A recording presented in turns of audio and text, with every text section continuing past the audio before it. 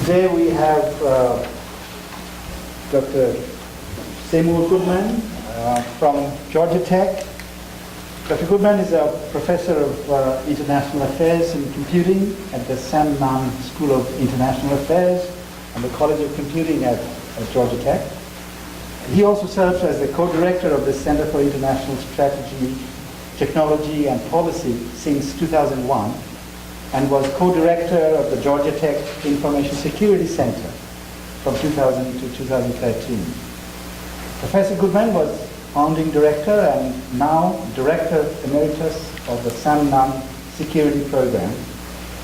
He has over 150 publications, has served on many academic, government, and industry advisory, study, and editorial committees, and has pursued computing on all 7 continents and about 100 countries.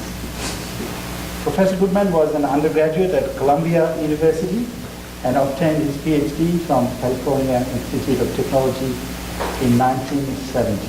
And we really appreciate him coming down for the second time in about a year to give a presentation at the School of Computer Science series of Colloquium. So welcome and thank you. To you, Dr. Goodman. Thank you, Shumi. This talk is titled, as I suspect you noticed, Ubiquitous Data Collection and Surveillance. I might note that the sign outside this door says this room is under 24-hour surveillance. I subtitle it for general audiences that consist of more than computer science people. Is America becoming a surveillance society? Your door sign sort of indicates yes. More generally, the answer is yes, but that is not where we stop. There's a question of whether or not and in what ways this is actually good or perhaps not so good. And hopefully by the end of this discussion you'll have in your own minds, because this is actually not something that we collectively decide, but in your own minds you're going to have some sense of what you should worry about and what you should be pleased with. Let me start with the best known and most extreme case of a surveillance society. In 1948, George Orwell published 1984, depicting a futuristic Stalinist society. In 1948, there was a real honest-to-goodness Stalinist society with a real honest-to-goodness Stalin. And might I just query to see how many of you have read 1984? Okay, that's actually a low percentage. Interesting. I gave this talk yesterday in front of our over 100 typically captain-ranked people from the U.S. Army and from a half a dozen foreign countries, and almost everybody had read it. Let me suggest you read it. It's not very long, but it is worth looking at again. In any case, this futuristic Stalinist society is characterized by the use of advanced information and communications technologies to do 3 things that matter to us today. For ubiquitous data collection, okay, and in 1948 this guy really had some foresight. Not everything worked out technologically. There was two-way TV. For those of you who read the book or saw the award-winning movie that actually came out in the real 1984, you may remember a number of these technologies and the way not only was data collected, but information control and manipulation. The state under Big Brother would change history on a daily basis, and surveillance. And that two-way TV was very prominent in that regard. The sort of the bottom line on Orwell's 1984 is that there is no place to hide. And that term will come up on other occasions during this talk.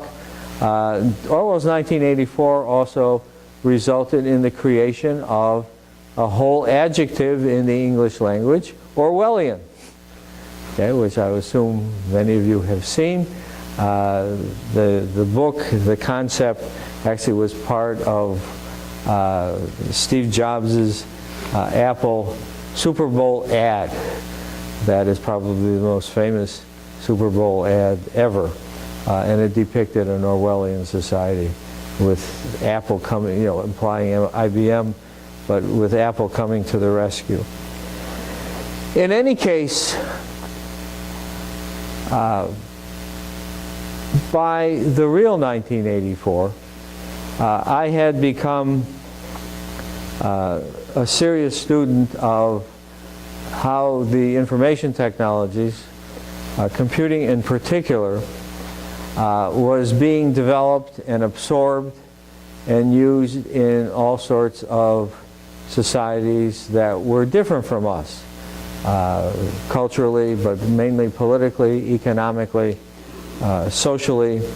And I was particularly interested in, and spent, frankly, over 20 years studying this, of how these technologies, which were potentially very, very pervasive, as they have in fact become, how they were doing in all of the communist countries, and in particular the real Soviet Union and Eastern Europe.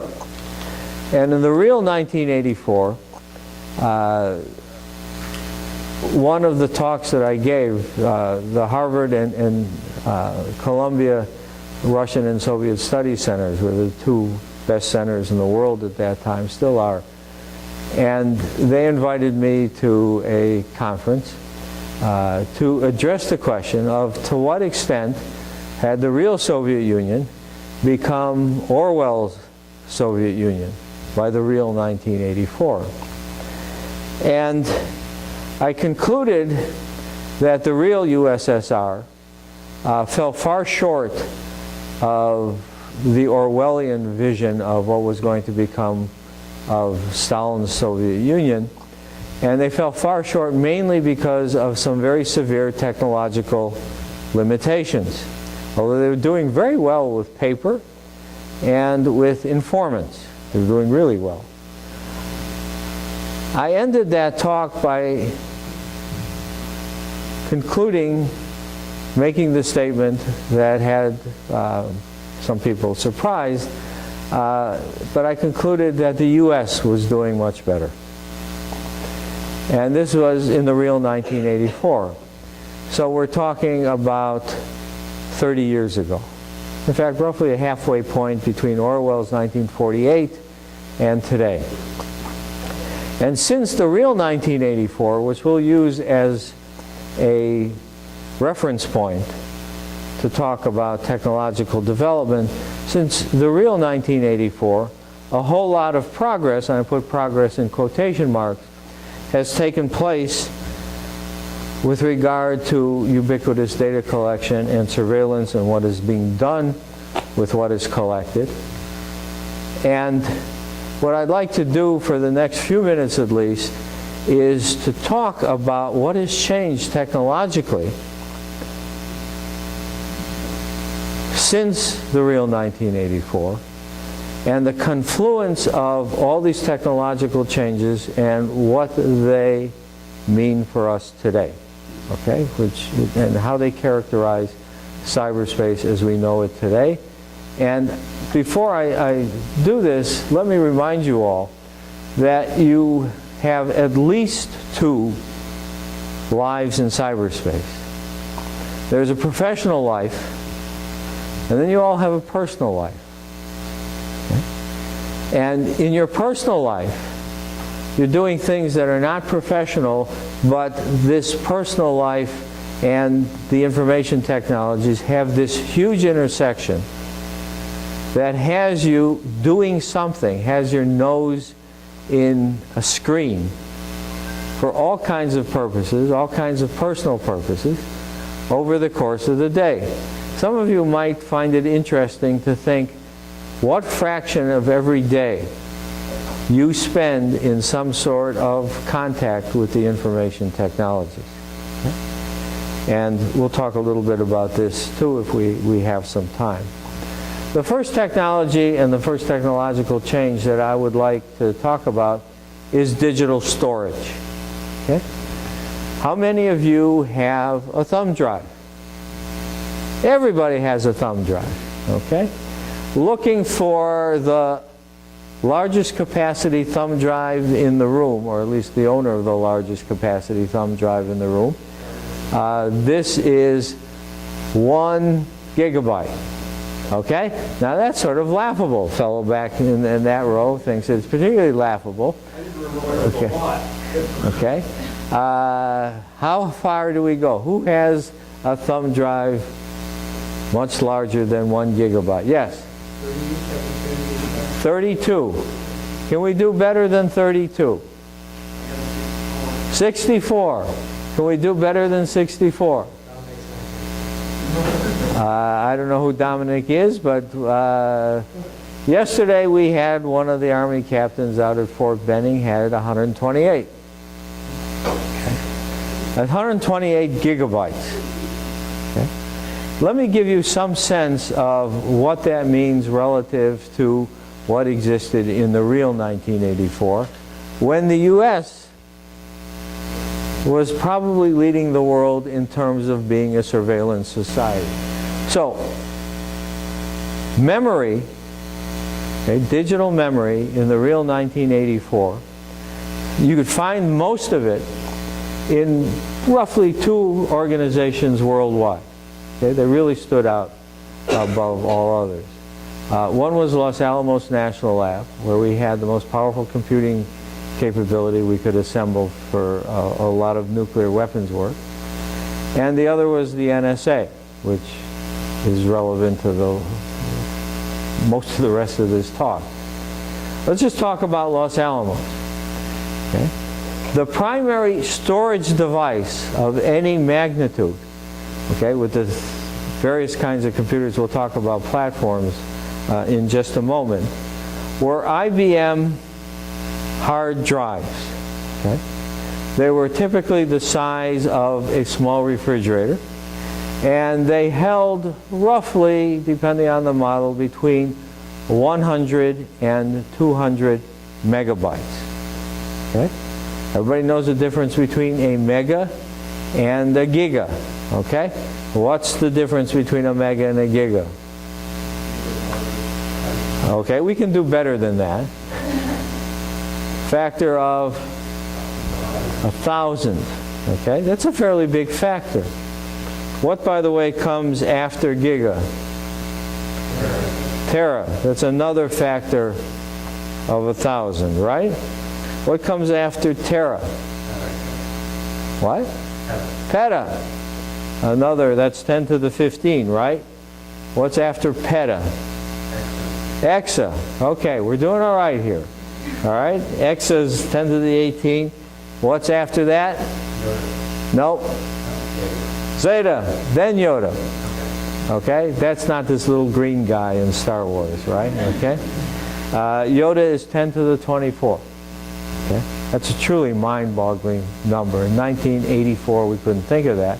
But going back to this, or at least the 128 gigabyte version of this that you're likely to see more of soon, and at least one captain in the U.S. Army now has, just for the sake of some sense of difference, if you had, let's say for arithmetical convenience, the typical IBM drive that Los Alamos was using in the real 1984 had 128 megabytes. Okay? And you wanted the equivalent of what is on that little thumb drive, what 128 gigabytes. How many of these little refrigerators would you need to do that? Not all at once. How many?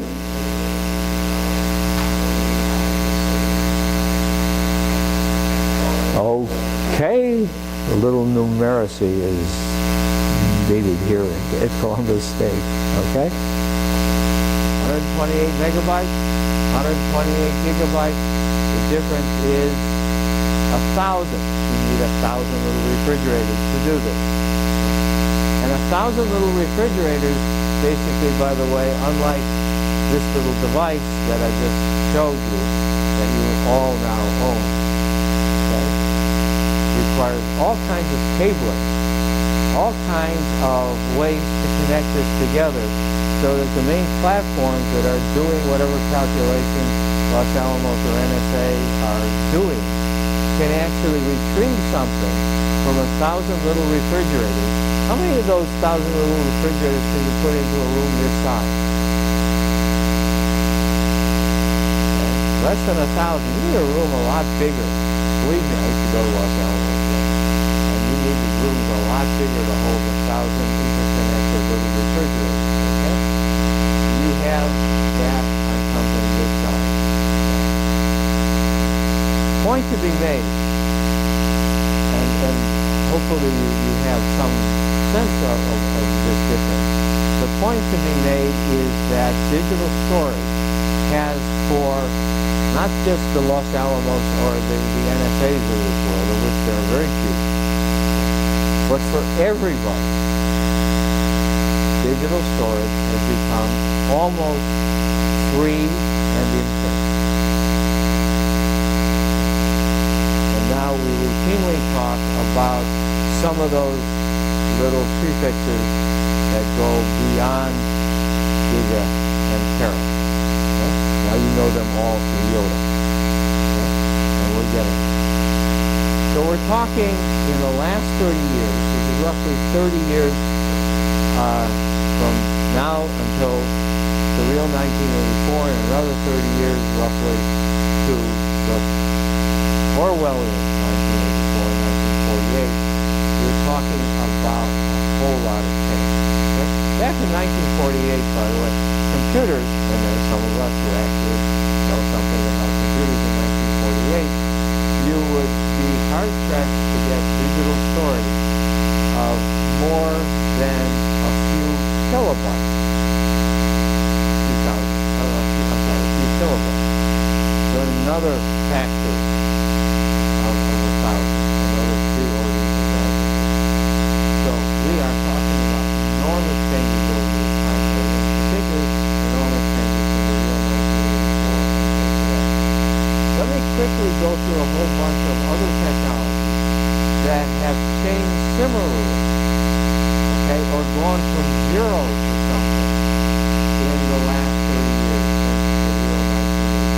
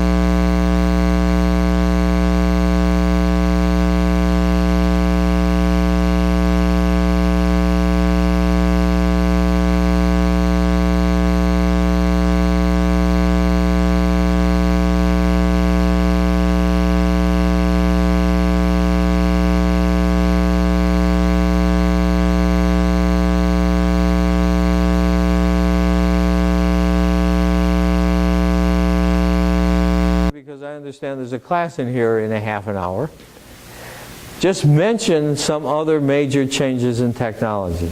Okay? You see all this stuff building up. Okay? Big data analytics.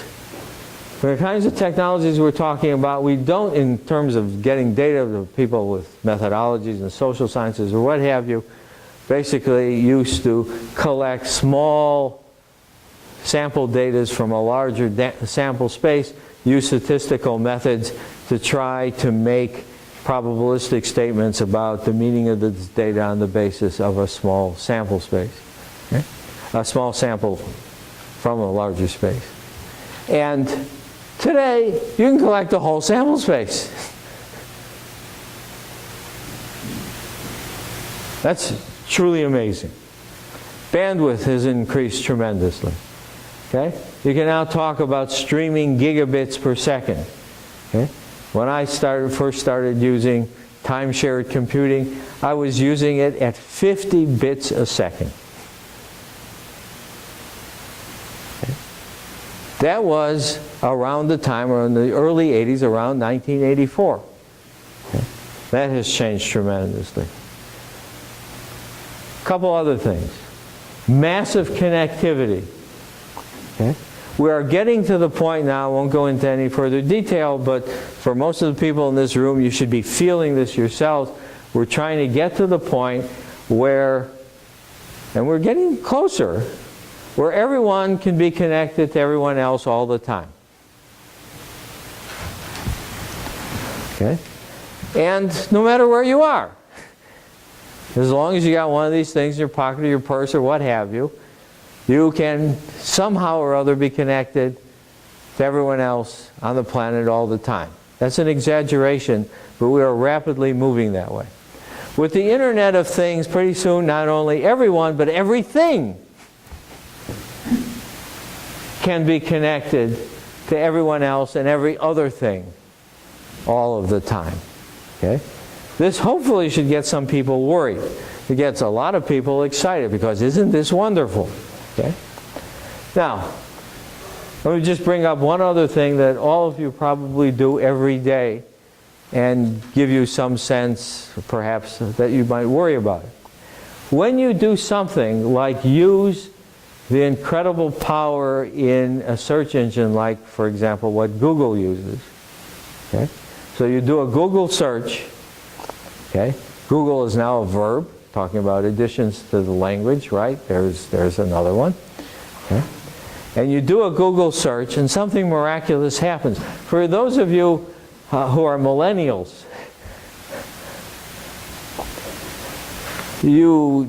this is just normal. For those of us go back 2, 3 generations or what have you, this is amazing. You do this Google search, and in no time, you have a gazillion hits. They're there on your computer. You can look through them to do whatever you want. This is actually a form of big data collection. Okay? And when you do a Google search, or you do all kinds of other things on a regular basis, on virtually across the entire day, what are you doing? Where does all of this stuff come from that responds to your query?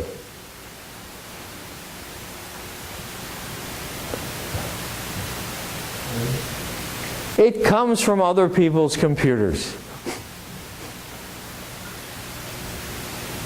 You say that, hopefully it becomes obvious.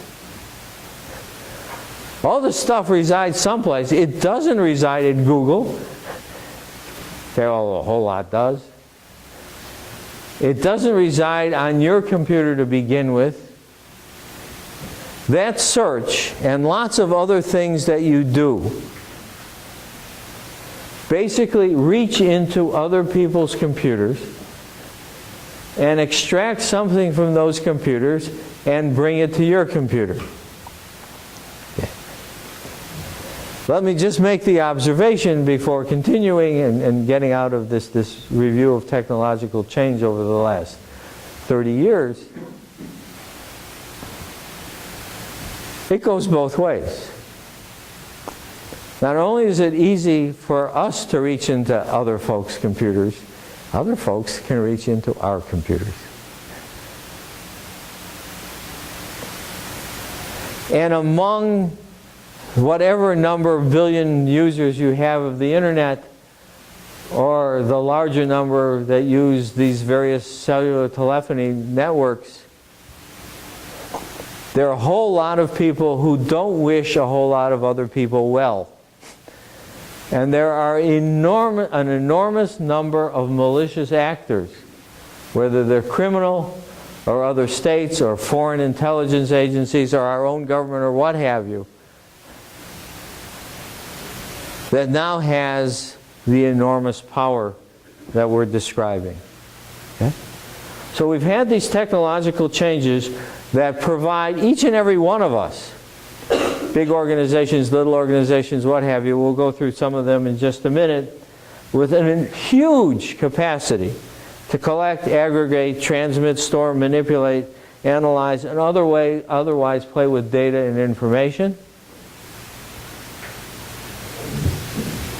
And this data is not the data that used to be called data in 1984 that computers like Cray XMPs pounded on. Okay?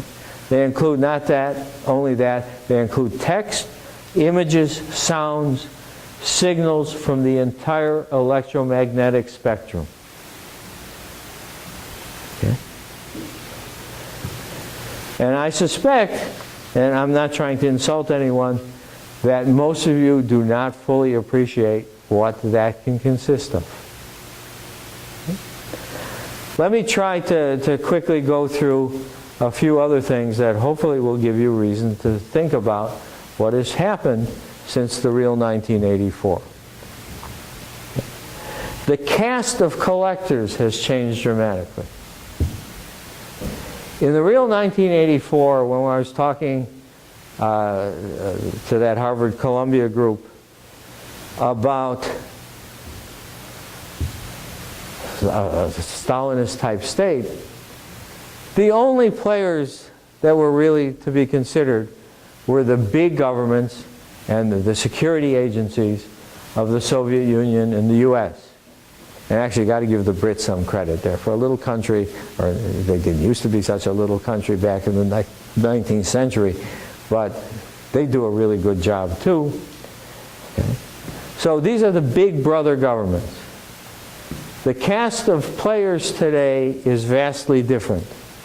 And with all of this technological capability, with all of these technologies together, to do anything you want, to make things smaller, to make things faster, to make things cheaper, by orders of magnitude in a fairly small period of time, namely 30 some odd years, the half-life, less than the half-life of the expected lifetime of most of us. Okay?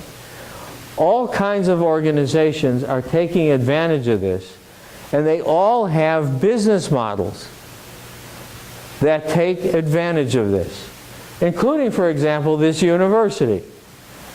Okay? Among other things, to perhaps make you feel more secure. I mean, why is this room under 24-hour surveillance? I assume we can believe that sign out there. Where is it? Actually, no. It's not. It's just there to fool people? It used to be a computer lab in the outside hallways are the camera, but this Okay. Well, in any case, there it is. And those cameras are there to what? To make you feel safer? To actually make you safer? Or do they do it just because they can do it? I mean, it's part of the business plan of this university. Somebody did this. Somebody put over 1,000 cameras on the Georgia Tech campus for reasons, right? And this is only a small part of the business model that involves all of these technologies, okay? Whether it's at universities or what have you.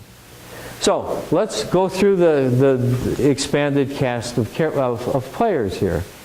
Okay? Let's start with the big brother governments. Except there are a lot more than just the Soviet Union and the United States, the two superpowers of the Cold War, who now can do a whole lot of this. Okay? Sticking to just the United States, because we're going to run out of time. Okay, we can do this for a long time. Okay? What is the argument for the kind of surveillance? I mean, we had this thing with Edward Snowden and what have you. Okay? Other things, this thing with Manning before that, what have you. Snowden was the big thing. Which, by the way, resulted in a book called, the big exposing book was called No Place to Hide. Okay? It turns out that is the third book on this subject with that title. That book, I think, came out in like 2013. There was another one in 2005. There's one that goes way back that hardly anybody knows about in 1975 called No Place to Hide, and was concerned with exactly the same time. I didn't realize it at the time I gave that talk in 1984, but other people basically were coming to the same conclusion, except nobody noticed it because nobody read that book.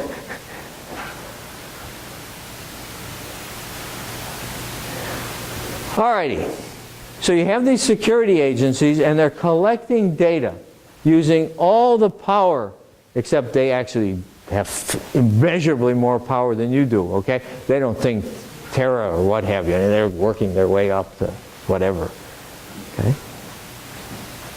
You have these agencies, and the justification, first and foremost, there are a bunch of justifications, but the one that is always stated first and foremost is what? That's exactly right. Okay, here's the argument. And it's a serious argument, okay? I mean, maybe coming across as highly opinionated on this thing, but this is not a simple thing, okay? Okay, all of us have really positive, if we think about our own personal lives and our professional lives, we all have positive and negative reasons that come to mind when we think about this. Okay?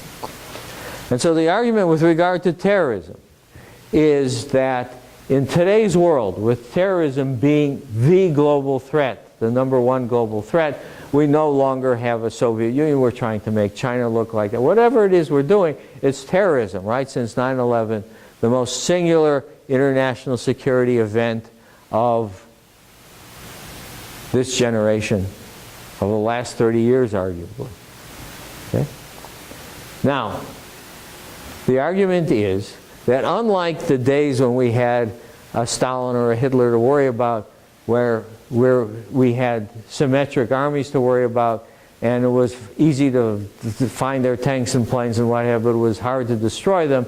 With terrorism, it's hard to find these folks, but once you find them, they're relatively easy to destroy. Okay? Oh, these are obviously exaggerations, but this is the basic argument in a nutshell, to a zeroth order. And where do these guys spend their time? What makes today's terrorism different from the kind of terrorism that existed in the real 1984? Okay? And a lot of it has to do with the terrorists basically embedding themselves in what people call critical infrastructures.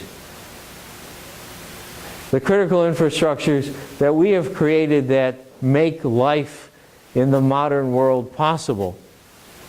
Maybe a whole extra talk on critical infrastructures. But in particular with regard to cyberspace, terrorists spend a lot of time in cyberspace. So that's where we look for them. The FBI will tell you that, NSA will tell, all kinds of folks will tell you that. And when you think about it, it actually makes a lot of sense.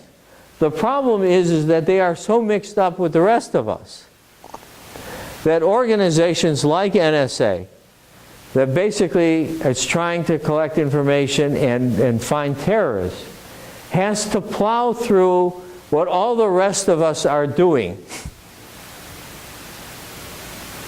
At least with the kinds of models that they've been using since, in particular, since 9/11.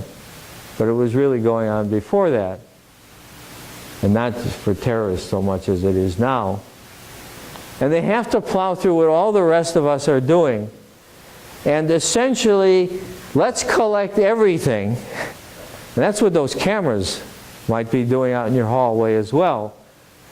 Let's collect everything, and hopefully we can figure out how to find the needles in this everything haystack that will enable us to prevent or to respond after an event. And more often than not, it's the latter. Okay? And so you have something like the terrorist bombing of the Boston Marathon. I can mention a whole bunch of other things. And since there were 24/7 cameras in those public spaces, we found those people really quickly. Okay? And the public feels good about that. And in that sense, these things are contributing to security. But those are the big brother organizations. Actually, in that particular case, it was something else. It was local governments are doing this. And we'll just give you a quick example beyond the kind of public space thing that resulted in getting the people who did the Boston Marathon bombings. But it gets down to local, state, what have you governments.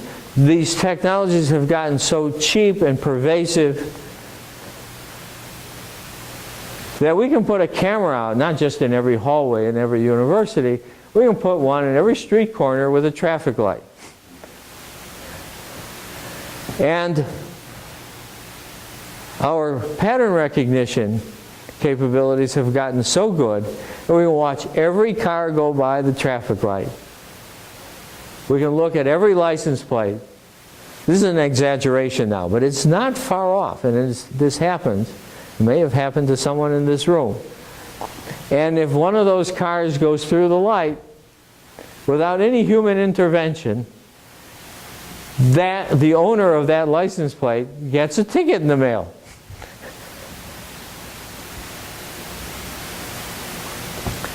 There are all kinds of examples like that. Okay.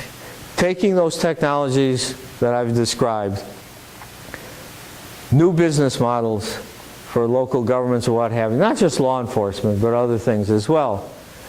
Okay.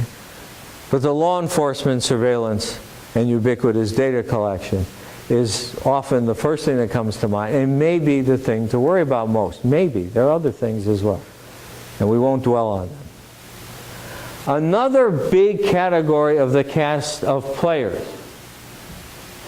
are private businesses, or public businesses, or universities. Okay? And one very pervasive example of that is what goes on with regard to businesses collecting data on you, so among other things, they can send you highly targeted advertising. Okay? And when you look at the total data collection picture, the private sector, sometimes in league with the government, but for a lot of their own reasons, collects a whole lot of this stuff. Okay? And arguably, each of us individually is in the data collection business on a massive scale. That certainly didn't exist in the real 1984. Okay? So, very quickly, in which ways is so much of this data collected? Okay? I could elicit from you, if we had the time, because you all participate, and everything I'm going to say should ring a bell. Okay? Number one, we put it in ourselves. We willingly throw out tons of data, some of it extremely private. I mean, how many of you are Facebook users here? Oh, look at that. Okay? You should have read 1984 before you signed up. Okay? How many of you think you are customers of Facebook or Google? Okay, a few of you do. That's because what? You bought a t-shirt that said Google on it, right? I'm part of the model. Ah, you're not a customer. You're only a customer if you pay them. So how do they make their money? You are what they sell. You are what they sell. So you put all this stuff in, and somebody values what they have collected so that they pay them. And you get all this targeted information back. Students love this, by the way. Targeted advertising. You know, that you just... And in many ways it's great, and obviously it's working because these companies are succeeding. That business model, which counts on us, there will be other things I want to mention, to put in all this stuff on ourselves. And maybe, you know, like Facebook, you basically trade this with your friends and your enemies and what have you, okay? And that's part of the business model, okay? So we put it in ourselves. The they, whoever they are, you know, we just went through a whole list of possible theys. They, by the way, also includes in addition to local governments, business, big brother governments, all kinds of malicious actors who have been empowered as never before. Okay? Criminal, racist, what have you, all kinds of folks out there are incredibly empowered in this domain. Okay? Much, in addition to the terrorists that we're all worried about, right? So all these folks, particularly the big companies, can watch us make decisions. Every time we point and click, since storage is essentially infinite and free, they can collect all our points and clicks, and all of those things can go through big data analytics and what have you, and they can know what we are. What we like, what we don't like, what have you. Key to targeted advertising. Or they can just watch us. It's another way that lots of data are collected. We've talked about surveillance cameras and what have you, GPS. There are all these things, okay? Or they can just watch our traffic patterns. Okay? This is one of the things that has come up in various capacities. You use encryption or what have you, they can't actually read your messages. But they should be able to see who you are and where you send stuff. If they can't even look at the content. Okay? That can say a lot too. And finally, another category of how all this is collected is that they insist we give it to them. And we all comply because you can't get through today's life without complying. Okay? So in obvious cases, you basically can be fingerprinted if you're picked up for whatever. Whether you're proven guilty or not, you still leave those fingerprints behind. Okay? Or if you want a security clearance, they ask you for this, that, and what have you, including fingerprints. Okay? And that all goes into this vast, God knows what, of data. That who knows what they're doing with it. Among other things, lots of it was collected in OPM files, the Office of Personnel Management, and they were hacked something fierce. So all these people who filled out God knows what for their security clearances had all of that compromised, right? Because this government agency that was supposed to do this very efficiently and keep it so that it could be searched and what have you by the government agencies for their employment purposes or what have you, God knows what bad guys have this. Let me just bring up one other thing and then ask a couple questions and we'll be finished. Okay? All of us have, and increasingly will have, a permanent presence in cyberspace. We exist there. Now we think, we exist here as physical human beings. That's what really counts, right? Let me tell you how we exist in cyberspace. The obvious thing most of you realize is that you have an address there that in many ways is as important as the address that you have on your home. Okay? But you have a unique address there. Let me tell you what else you have or will have there. The ability to track what we do 24/7. If you have cameras all over the place, you spend your day here at this university, you get picked up at regular intervals. People can find out where you've been, what you've done, or what have you. This is big data stuff, right? You collect that, and you can follow people around. Okay? There are other ways of doing this. Okay. Your retinal scans can be in there. We're getting really personal now, right? So can your fingerprints. Okay? So can your voice prints. All of this can be digitized very, very finely because digital storage is nearly infinite and free. So can your whole DNA. There's a whole lot of you out there. Your detailed health records. Your detailed financial records. You take this list that I've just given you, and I'll stop it with this because I really should end this thing. It's all out there. Now, some of this can be used really well or really badly. You take anything that I've mentioned and you can think of it being used really well or really badly. So you can have your personal health records.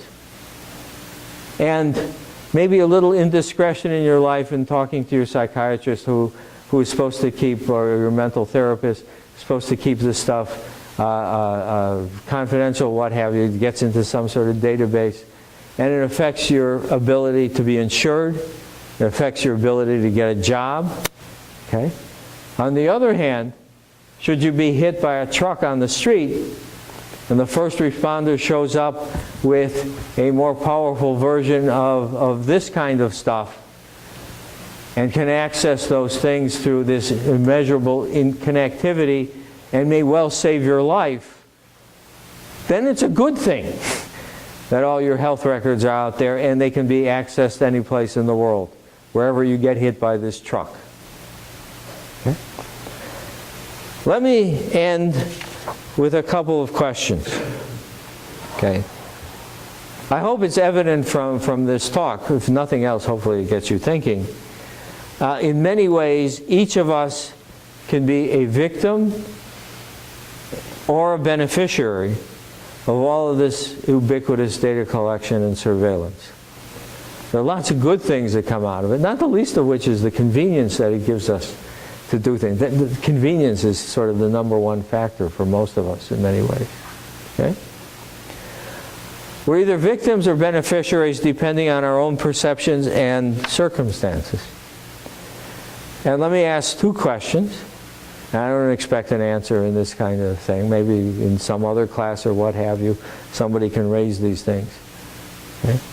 Do you perceive unprecedented threats to privacy, or more generally to freedom, or real risks to exposures to malicious actors? Okay. And is having no place to hide okay if you have nothing to hide? Okay.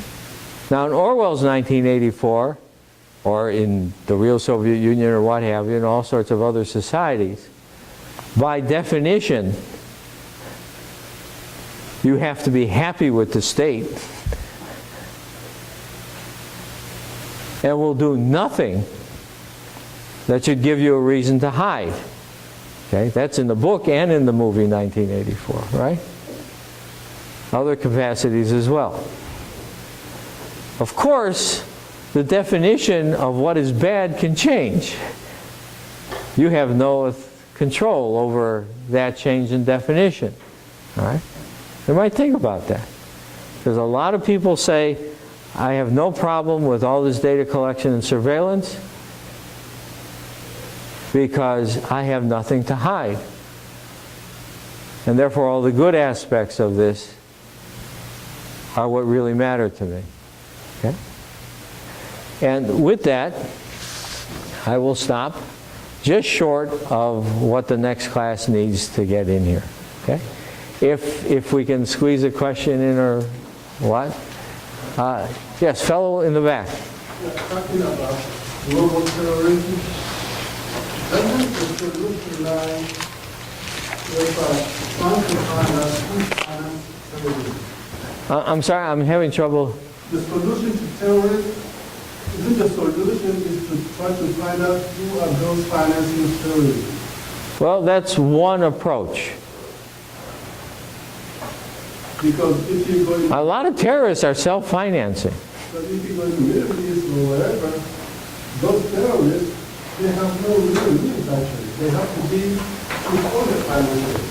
Well, The banks and financial institutions that we have and the CIA, how can they go through those systems that are okay, I mean, no one will disagree. No one. Wait, let me at least respond. No one will really argue about that. In a lot of the government arguments about what they do, not just NSA, whatever, the Treasury Department, all sorts of folks in the U.S. government basically troll through cyberspace looking for money trails with exactly this in mind. Okay? This is one of the things that's high up on the list of how to plow through the critical infrastructures that the good guys, their financiers and what have you, all use. So this is something that is already taken very seriously, and obviously we haven't solved the problem. Okay? So you have ISIS, for example, being reasonably well funded. You have the Somali pirates, okay, having a financial model. I mean, they go out in their little boats and they have, you know, a number of navies in the world off of the East African coast, basically trying to keep these little guys. I mean, look at the movie, what is it, Captain, what's his name, with Tom Hanks, okay? There's a whole financial system behind that, okay? And the good guys of the world, in addition to putting all those Navy ships out there, have not been able to break that. Although actually that is one area that has gotten much, much better. Okay? And the key to that, you're absolutely right in this particular case, and in other cases as well, is to look for the money trails. Okay? And that's what a lot of government agencies, law enforcement agencies, national, international, state, what have you, that's what they claim to try to be doing out there. Okay? That's part of the trolling for terrorism. Yes, sir. One more question. Dr. Goodman, would you care to share a couple of thoughts on the current conflict between the government and Apple? Well, Just your thoughts. in some ways, this is a fairly straightforward problem. Okay? There's lots and lots of precedent. We have a situation here where there were some real bad guys. They were mass murderers, okay, terrorists, okay, motivated the way a lot of terrorists of great post-9/11 concern are motivated. They did a lot of killing, okay. They had their stuff on cell phones and what have you. They probably had hard disks in their home and whatever. Historically, when this sort of thing happens, when they're arrested, in this case, these people did it and were killed, okay? Historically, it has been very reasonable, hardly anybody argues with this, is that law enforcement investigation, what have you, can have access with warrants to everything that they have, okay? For forensic purposes and or for intelligence purposes. See if they're part of in this case, see if they're part of something larger. So I think it is very well established that this kind of thing is fine, okay, and that hardly anybody will disagree with it. Apple, for a whole lot of reasons that one can imagine or conjecture or may not be the case, for a variety of reasons, partly in post-Snowden world when all kinds of U.S. companies were found to be in cahoots with the NSA and want to stand up for privacy and what have you. I'm not quite sure why they picked this particular case. But from what I understand, and I don't follow this close, there's so many of these things going on, I just don't have enough time in my life to look that closely. But Apple is making claims about precedent for that the bad guys will then learn how to do this sort of thing, that might be okay in this one case. But why can't the bad guys think of this on their own? I really have trouble with the Apple side of the argument, although more generally, as you can probably tell from this talk, I'm very, very concerned about this stuff being used to compromise freedom. I just frankly don't think this is the best case that they could have chosen. And in principle, I still favor, as I think virtually everybody does, when you got bad guys that can be isolated, okay, so that you can serve warrants on a few specific people for a few specific things with a whole lot of cause, and there's a whole lot of cause in this case, that you get access to anything that can help you forensically. Okay? So there's my opinion on the one side of it. The Apple side, I'm not so comfortable responding to. All right, so we have to wind up. And that was most interesting. Let's give a big round of applause. Okay, thank you.